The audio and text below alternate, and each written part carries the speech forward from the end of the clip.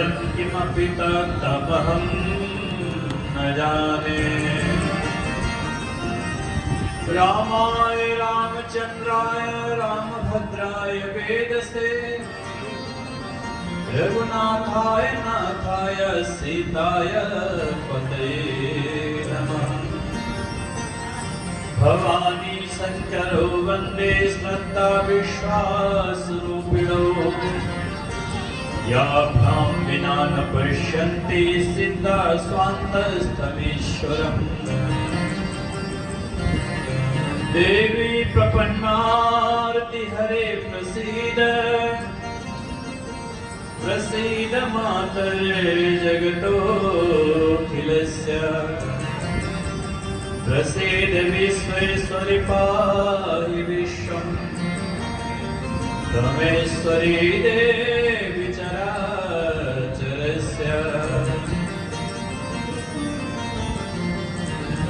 शरणा पुरुष कबीर का सब संतन कियो।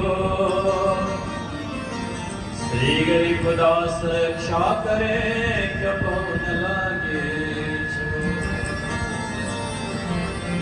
गुरुर्ब्रह्मा गुरुर्विष्णु गुरुर्देवो महेश्वरा।